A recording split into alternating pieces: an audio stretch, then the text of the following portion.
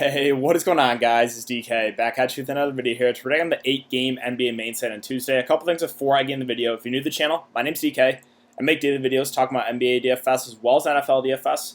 I'm also running a weekly $20 PayPal giveaway on my channel. How it works, all you have to do is leave a like and a comment in the video. That's one entry in the giveaway.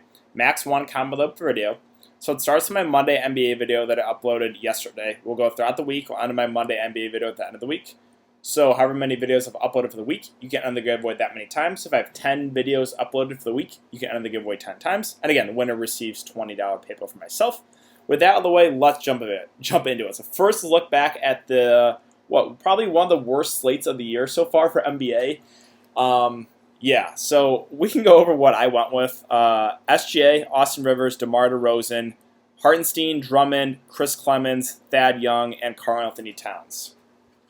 So, it was, as far as the center went today, it was a really close call with me with Drummond, Cat, and Jakob Poeltl. Obviously, I made the wrong call with not playing Jakob Poeltl. Let's see, how many minutes? I did not expect him, though, to play 37 minutes tonight. So, against an undersized front court, he got more minutes than LaMarcus Aldridge usually gets. Now, again, I thought Jakob Poeltl was a good play, don't get me wrong. Like, it was a really, really close call for me. I don't expect him to get 37 minutes, right? So that's pretty tilting. Drummond had a good first half and then just completely did nothing. No Derrick Rose, dream matchup, and bust. Karl Anthony Towns, dream matchup, bust. It was the Andrew Wiggins show, who I hate Andrew Wiggins. So inconsistent, so up and down. He just took over tonight. Also the Rockets. Yeah, the Rockets are just going to blow out the Jazz with no Harden and Westbrook. It's currently 62-48 right now, Houston. And then, just like everyone expected, Houston doesn't start Hartenstein the five against a big center like Gobert. They start PJ Tucker, and they use Thabo Cephalosha strictly at the five. Hartenstein so far has played 6 minutes. Chris Clemens has played 7. Danuel House has played all 24 minutes. And the Jazz getting blown out by this Rockets team. Gobert busting against Cephalosha and PJ Tucker.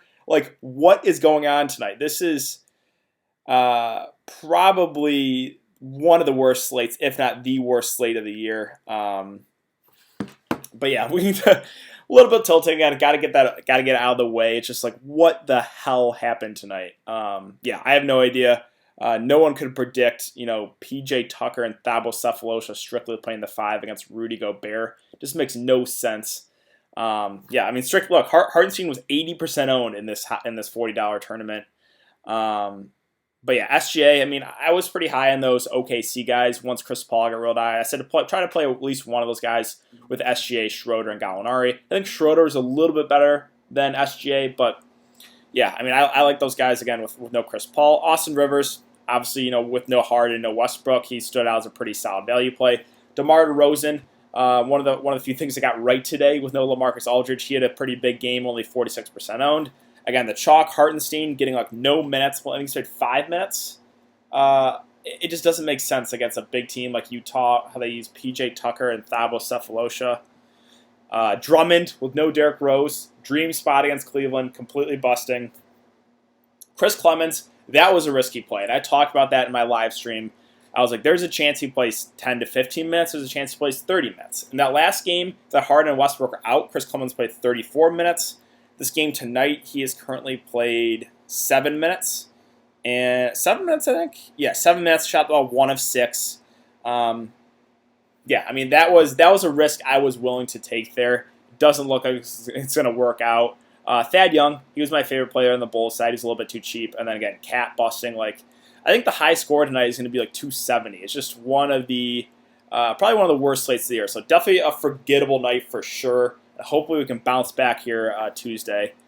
So let's look at this. It was a 9-game slate, but the Lakers-Clippers game got canceled. So only 8 games for this slate. Again, that was with the Kobe situation, the reason why the Lakers-Clippers game is not going on. So let's take a look at some numbers here. So we have 5 of the 8 games. I don't. Does DraftKings even? Yeah, they didn't even include. They did a good job. They didn't even include the Lakers Clippers game, so you can't even play any of those guys if you wanted to, or if you accidentally did. But yeah, 5 of the 8 games are out right now. We have the Knicks and the Hornets sitting at 209. Charlotte favored by 2.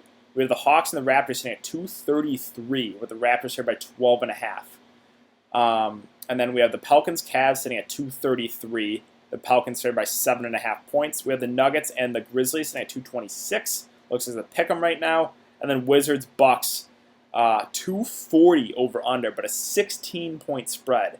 So yeah, there's definitely some blowout risk here with a couple of these games. But yeah, let's just get into it. We'll start center. At the top is Nikola Jokic at 10.2. So he's been playing big minutes with a lot of those guys out for Denver. 34, 34, 35, 38 minutes. So I know the price is up 10.2K, but I still like him as a spend up. I think he's a pretty safe play here. Again, for all those guys out for Denver, he's going to have to do a whole lot offensively. Will Barton has really been struggling too, so Nikola Jokic has had to do like basically everything offensively. So I think he's very, very much in play there as a spend up. Joel Embiid, this is pretty significant news. It looks like he is questionable for this game. So definitely something to keep an eye on. If he plays, I would have some interest. If he's not, I would assume he's not going to be limited because it was just a finger injury. If he is out, then we could look to those other guys like Ben Simmons, but they raised his price up. We could look to Horford. We could look to Tobias Harris. So got to keep an eye on this Joel Embiid news for sure. Julius Randle at 8.6. It's a good matchup, but Charlotte just plays at such a slow pace. And 8.6K, he seems priced about right. Now, he can still get you there at this price. I just don't know if he stands out as oh, I need to play Julius Randle here at 8.6K. Bam Adebayo at 8.4. Tougher spot against Boston. He's been kind of up and down. He had a pretty big game tonight, actually, against Orlando. I think he had a triple-double, actually. So, yeah, I'm okay if you want to go back to the well there with Bam Adebayo. John Collins against Toronto at 8.2. I'll probably pass. DeAndre Ayton at 8.2, I do have some interest in.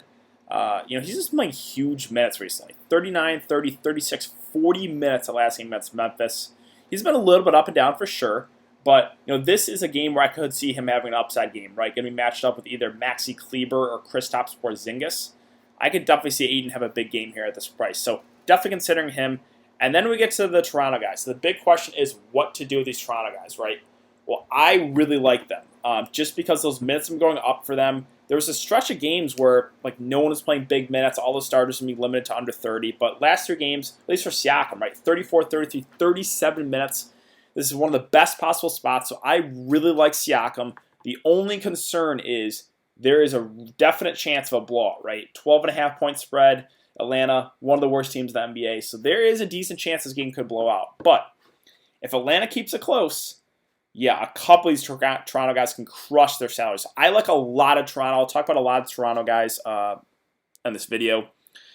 As far as Zion Williamson goes, so it's kind of, how many minutes he's going to get. He got 27 minutes the last game, which is really good to see, right? If we're going to get close to 30 minutes from Zion, I think he is in play, even at 7.2K.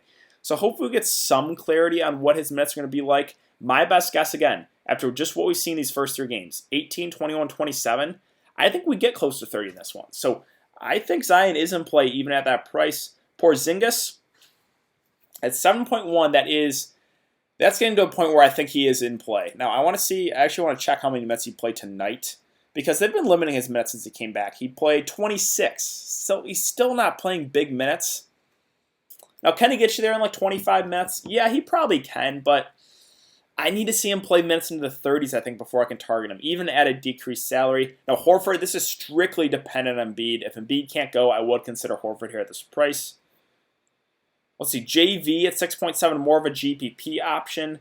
He's been very up and down. The minutes are a little up and down with him as well, so only for GPPs for me. Jeremy Grant's been playing big minutes with no Paul Millsap and no Mason Plumlee. I believe we already have both those guys out. Millsap out, Plumlee out. Yep. So, yeah, Jeremy Grant, he's been getting some backup 5 run as well. The issue is the price, right? 6.5. Now, he's been pretty consistent. 33, 38, 35, 37 fantasy points. So, I'm okay if you land on him, actually. I think we probably get mid-30s minutes from him. And again, he's been getting a little bit back up 5 run as well. Other options, I do like Derek Favors a good amount, even at 6.1K. So 28, 23, 27, and 28 minutes. I think we probably get the same. I think we probably get mid to high 20s minutes from him. This is a match against Cleveland that runs big. The concern is just Zion, right? Zion being there just really affects everyone fantasy-wise as far as the Pelicans go. But this is a situation where I think we get Favors probably 25 to 30 minutes. Again, Cleveland runs big. It's a pretty decent spot. So I do have some interest in Favors there at that price. Tice is too expensive, even with no Cantor, 5.7. Now, he has played 32 and 31 minutes. I guess I'm okay with it. It's a tougher spot, though. Like, I'm probably not going to go there, but I get it if you want to, just because he has gotten some decent run. Tristan Thompson at 5.7. The issue has just been the minutes. He had a really solid start to this game, but they closed with Larry Nance. I think that was partly due to the game kind of being a blowout. I don't know, right? Like, if he plays well, I think there's a chance he could get over 30 minutes, but you just don't know right now with him and his minutes. Just because, again, Nance has been playing well off the bench. They've kind of just been splitting the minutes pretty evenly. Ibaka at 5.4 is okay. He can definitely get you there in limited time, but I think I prefer other players here in Toronto.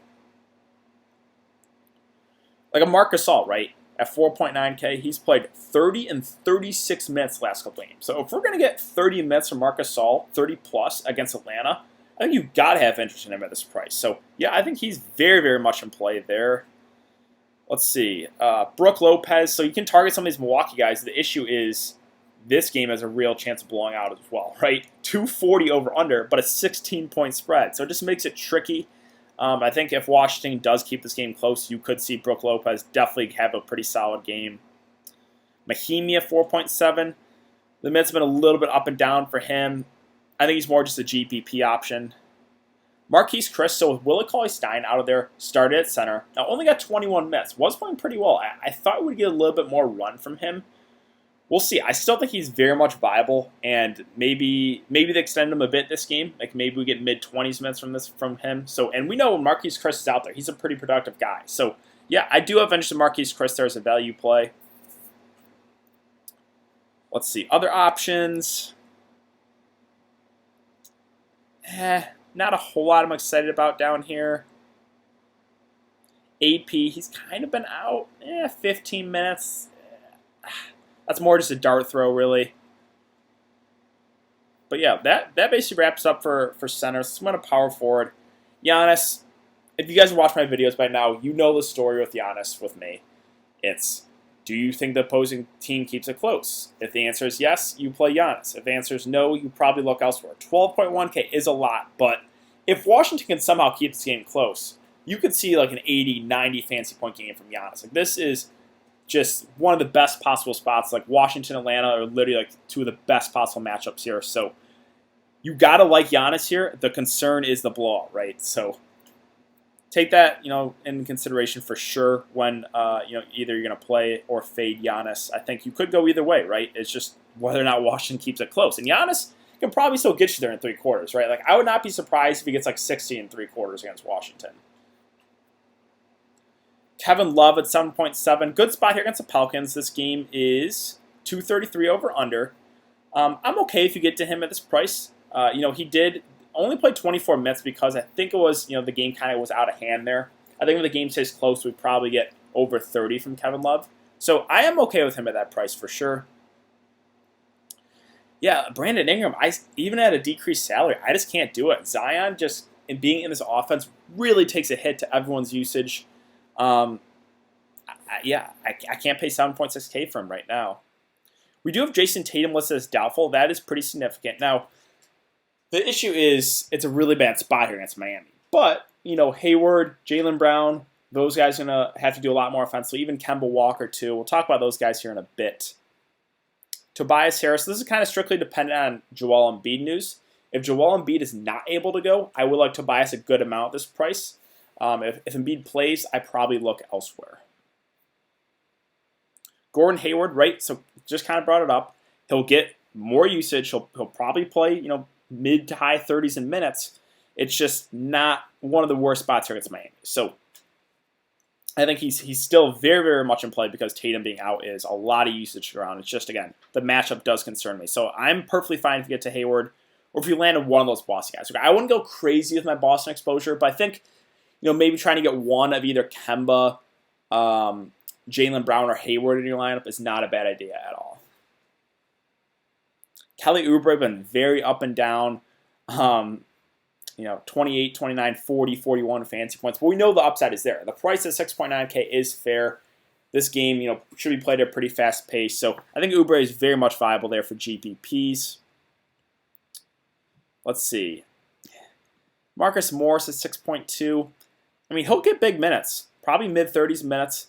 The issue is just, again, Charlotte plays at such a slow pace. So that is the one concern here. But I think, again, him, Randall, Alfred Payton, they probably all get over 30 minutes. MPJ, my issue with him is just he's been playing really well. It's just the minutes, right? Only 24 back-to-back games. I think if they end up starting him, I would like him a lot more. But right now, Mike Malone's kind of limiting him, and I don't know why. He's playing really, really good. Maybe it's because of his defense, sure, but you're going to want Michael Porter Jr. to get minutes here. So don't really know. Again, you guys know my hatred for Mike Malone. If MPJ starts, I would really like him. If he comes off the bench, I still think he's in play. It's just risky because he's not playing big minutes. Bertans at 5.3. If Washington's going to keep this game close, probably going to be because of either Beal or Bertans getting hot from behind the three-point line. So maybe, if you're targeting Giannis, you could run it back like Beal and maybe like a Bertans and just hope this game stays close. Because if it does, this game could turn into gold mine, right? 240 over-under. You could see a massive game out of Giannis, if Washington can keep it close, probably because of Beal or, Bertans getting hot from behind the three-point line. So I'm okay with going to him there, 5.3. Other options here, not a whole lot I like in this range. Again, Marquise Chris, I do like a decent amount there, 4.3. Kleber's price is all the way down to 4.2. I'm curious to see how many minutes he played tonight. So Willie Cauley-Stein was active, didn't play. Maxi Kleber only played 22 minutes, and if WCS active is probably going to be available for this one, I can't go there. Now OG Anunoby I do like a good amount here at 4K. Hasn't been playing huge minutes, right? 21, 26, 24, but this is one of the best possible spots. We have RHJ questionable. If RHJ can't go, that's probably more minutes for OG. So yeah, I do have a good amount of interest in OG at 4K as far as the value guys go. Let's see. I'm curious to see actually what those secondary Miami people, like James Johnson and Olynyk, I'm curious. I want to see how many minutes they played tonight. So James Johnson only played 13. Kelly O still played 25 minutes. Not a whole lot for anyone else there. So where's Kelly Olynyk's price? He's probably pretty cheap, right? He's 4K. And a revenge spot against Boston. If he's going to continue to play like minutes into the mid-20s, then he's certainly in play as a value play. The issue is this is Eric Spoelstra, and his rotations are a little bit wacky as well. But yeah, I think Kelly Olynyk's certainly in play there as a value play for sure. And again, he's got the revenge narrative as well. But that's really it. So let's move on to small forward. Ben Simmons at the top at 10K. I know that seems like a lot to pay for Ben Simmons, but if Embiid is out, I would still consider him as a spend up because he's been really good recently. He's playing huge minutes, about 40 a game. Again, he's getting the peripheral stats, so really good spot against Golden State. So I would still consider him as a spend up if Embiid can't go. The big question mark is, right, what to do with Brad Beal here at 8.3K. Well, I think it's, do you think this game stays close? If you do, you probably play Beal and you pair him with Giannis because this game could turn into a gold mine if it stays close. But there's also a pretty good chance this game blows out. So I think, again, you probably either play Beal and Giannis together or you fade it in general and maybe play like a value guy or two. But yeah, Beal, it's good to see. He's played 38 minutes in 2 of the last 3 games. And Milwaukee, they play at a really, really fast pace. They're solid defensively, but if Washington has any chance of keeping this close, it's going to be because of Brad Beal. He's scored 38, 36, and 40 real-life points in 3 straight games. So it's all about what do you think happens in this game, right? Jimmy Butler at 8.1 against Boston. I'll probably pass there. Let's see. Middleton. At 7K, it's a good spot. I'm okay with him. I don't know. I would prefer getting up to Giannis at 12K if I was going to target someone on the Milwaukee side. But you could always save money. And again, if this game blows out, I could see Middleton still getting you like 30, 35 and 3/4 for sure. Will Barton, I just don't think he's been really bad recently. Now, I understand I do like buying low on guys, but man, he is just, even with all these guys out for Denver, he's been terrible offensively. I don't know what's been into him. Draymond at 5.4, I'm okay with him. The issue is the mids are a little bit up and down, but I do like that he gets those peripheral stats, right? Assists, rebounds, blocks, steals. So I'm okay with him at 5.4K as far as, a mid-tier guy. Other options here. Not a whole lot really standing out here. JJ Redick at 4.4 would probably get mid-20s minutes. The issue is he's got to knock down those threes. Josh Hart had a big game, but I don't think I want to chase that. At 41, that was 2 games ago actually against Denver. We had 15, 13, 2. It's just hard to target him when Zion's there, everyone's healthy.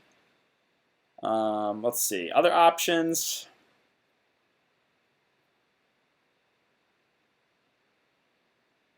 Honestly, not a whole lot that's really standing out as far as the cheap end here. So let's move on to shooting guard. Devin Booker at the top at 9.1. I think stands as a pretty solid spend up. And we have Ricky Rubio questionable. If Ricky Rubio can't go, that boosts the fantasy appeal of Devin Booker, who won't play point guard the whole time, but will definitely get a little bit more run playing the point, and his upside just goes up when he plays point guard. So this is kind of dependent on Ricky Rubio. No, I still think you can play Booker if Rubio plays, but I would like him a lot more if Rubio is not able to go. Fred VanVleet, again, I like a lot of these Toronto guys. 42, 39, 40 minutes. So we're back to like the beginning of the season where these Toronto guys are playing huge minutes. This is one of the best possible spots. The only concern is the blowout here. But, a lot of those Toronto guys I have a good amount of interest in. Jrue Holiday, no one on the Pelicans really stands out. I think like Zion, if his minutes are going to go up, I still have some interest in Favors, maybe Lonzo Ball, but I don't know. It's just tough to target them right now. D'Angelo Russell, 7.6K, has been really solid recently. Now, did have one kind of off game there against the Jazz, but that game was a blowout. In close games, he's been getting mid-30s minutes, and if Golden State's going to keep this game close at Philly, it's going to be because of D'Angelo Russell, who has shot the ball 21, 27, 21, and 21 times in last 4 games. The price came down on him, too. I know the matchup's not really the best, but if you're a guy, so let's say Embiid is out, right, and you want to target some of the Philly guys, say you want to play Ben Simmons or Tobias Harris or Horford, or you play a couple of those guys, you're probably going to want to run it back with D'Angelo Russell. So that's always a game stack that you could definitely go to. I do like D'Angelo Russell a good amount there at his price. Rozier at 6.8 is so up and down. I mean, the minutes have been there, but his production level is he's such a risky player. He can get 15 fantasy points, he can get 40 fantasy points. So he's strictly for GPPs, even though the minutes have been pretty consistent. I just can't recommend that with confidence for cash games. Jaylen Brown at 6.4.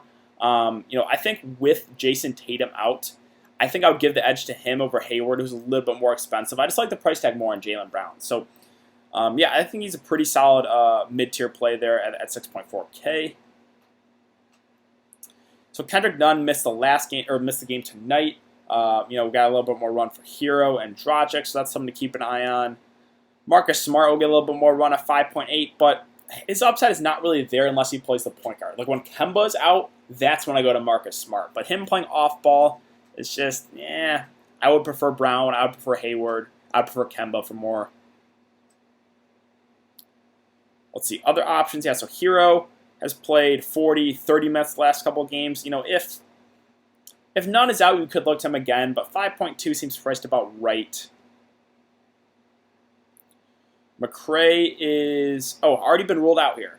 So that actually is pretty significant. Now, the minutes have been down on him recently, but that's just more minutes to go around for Beal, for maybe Ish Smith and Isaiah Thomas might get a little bit more run. Troy Brown might get a little bit more run. DiVincenzo, I think, is perfectly fine as a value play. Not a guy that really has huge upside, but we probably get 25 minutes from him. Really good spot here. So, I'm definitely okay taking a shot on him as far as value guys go.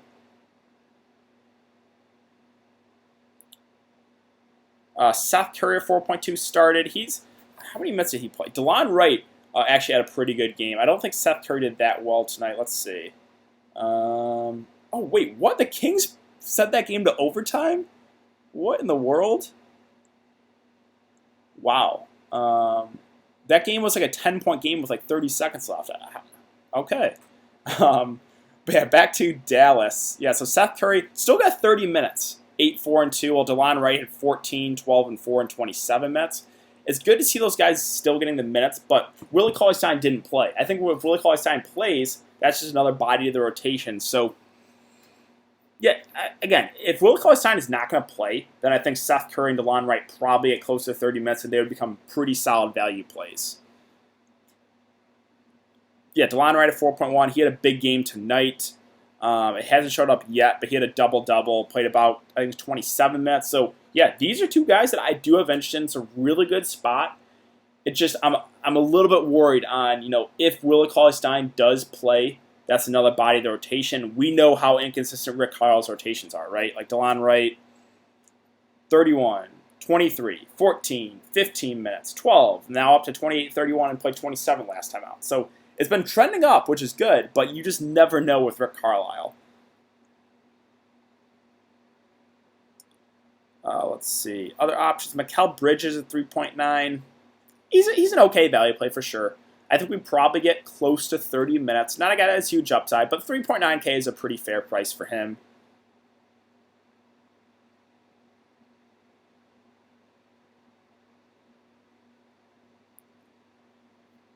That basically wraps it up for shooting guards. Let's move on to point guard. Doncic at the top at 12K is good matchup here for sure against Phoenix.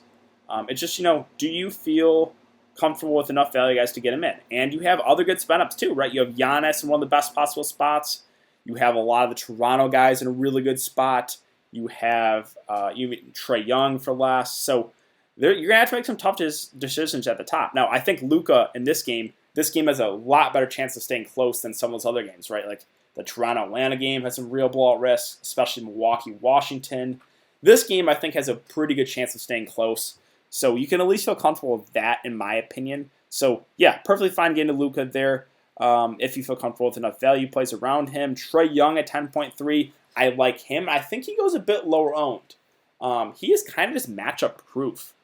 He can go off in really bad matchups. He can have a bad game in a good matchup. He's been a little bit up and down, but the upside has been massive, right? 2 of the last 3 games, 73 and 77 fantasy points. 42 and 15, 26 and 16, 45 and 14. So he's just putting up massive numbers. And if you want to target some of those Toronto guys, right? If you want to play a couple of them, whether it be Siakam or Fred VanVleet or Lowry or OG Anunoby or Marc Gasol, right? There's a lot of guys to like. If you want to target a couple of those guys, I don't think it's the worst idea to run it back with Trae Young because, Atlanta, we know if Atlanta's going to keep this game close, it's almost, 100% going to be because of Trae Young. So another, little tip there for as far as roster construction goes. Kemba, yeah. So again, I think you probably are going to want to try to get one of those Boston guys in there. I know it's a bad spot, so I wouldn't go crazy on my Boston exposure. But with no Tatum, that's a lot of usage around. So either Kemba or Brown or Hayward. I think my favorite probably being Brown for his price, but Kemba has huge upside last couple games. 36, 38 minutes. Or 36, 38 minutes, 16, 54 fantasy points. So I have no issue if you want to get to Kemba here. He's been a little bit up and down though, for sure. Like, he is a frustrating player to roster for DFS. I know he's busted for a lot of people, and when you fade him, that's when he goes off, right? So he is frustrating for sure, but at least we know the upside is there on him. Again, I already talked about really liking D'Angelo Russell. Graham at 7.4 is okay. Yeah, I think he's a little bit safer than Rozier, but he's also been a little bit up and down. Lonzo Ball at 7.4, so he's still been playing big minutes, 34, 39, 36, and 36. I think him and Favors would be the other 2 guys I would consider on the Pelicans besides Zion, because I still think Lonzo's a guy. He doesn't have to score to get you there, right? So it doesn't really... Zion being in the lineup, you could almost argue helps Lonzo because his assist number is going to go up, right? He can throw up alley-oops. So I don't really think Zion playing or playing more minutes really affects Lonzo. Again, you could almost make the argument that it helps him. So I still have interest there in Lonzo at that price. Lowry, I really like at this price point. He's been a little bit up and down, but man, this is just a smash buy against Atlanta. So yeah, there's a lot of guys to like there on the Toronto side. Bledsoe, if you want to go game stack, I'm okay with. He's been very, very inconsistent recently, but yeah, I get it if you want to go there. Rubio, this is kind of the big question mark. He's listed as questionable. If he can't go, that's a huge boost to Devin Booker. Alfred Payton's okay if you want to get to him at 6K. We probably get over 30 minutes from him. But again, Charlotte plays at a really, really slow pace.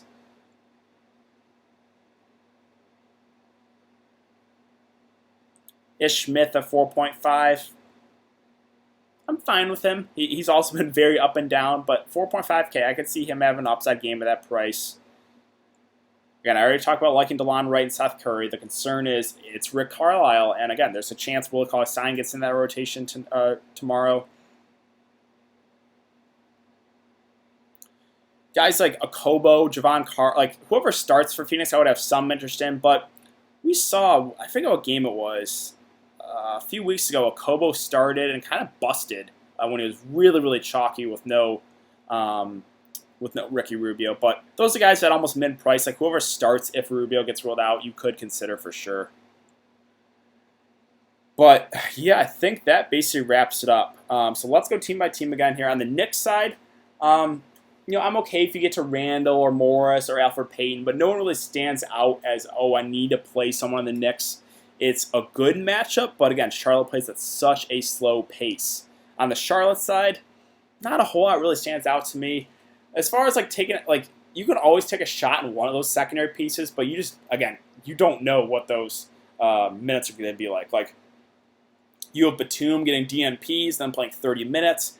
You have Marvin Williams playing 5 minutes and playing 30 minutes the next game. So, no one I can recommend really with confidence there. On the Golden State side, I like D'Angelo Russell, good amount of his price, and don't mind Draymond Green at 5.4. On the Philadelphia side, this is kind of dependent on Joel Embiid news. If Joel Embiid plays, I would like him as a spend up. If he can't go, then it's Ben Simmons, it's Horford, it's Tobias Harris that I would look to. On the Atlanta side, kind of Trae Young for me, and that's it. But I do like his upside. On the Toronto side, I like a lot here. Lowry, Fred VanVleet, Siakam, OG, Marc Gasol, right? All those guys are getting extended a lot. Again, OG probably gets more minutes if RHJ can't go. One of the best possible spots. The one concern is there is a real chance this game could blow out. Pelicans and Cleveland. On the Pelicans side, it's Zion, Favors, and Lonzo Ball for me. On the Cavs side, I think it's Kevin Love probably being your safest option, whereas Tristan Thompson and Nance are kind of been splitting the center minutes, so it makes it a little bit risky to target those guys. Boston and Miami, with most likely no Jason Tatum, we could look to Brown, Hayward, and Kemba. I think probably getting one of those guys in your lineup is not a bad idea at all. On the Miami side, not really a whole lot that stands out to me. I think if none can't go again, you could look to Hero or maybe Dragic. But yeah, also Kelly Olynyk. Again, he's been playing some pretty consistent minutes, 25 about the last 4 games. So I actually do have interest in Kelly Olynyk as a value play. Washington, Milwaukee. This is all about what do you think happens in this game? On the Washington side, I really like Beal. He's going to be, if Washington keeps it close, it's going to be because of Brad Beal. Don't mind getting to Bertans or taking a shot on like a Ish Smith or something. On the Milwaukee side, gotta like Giannis's spend up. The concern is, again, 16.5-point spread.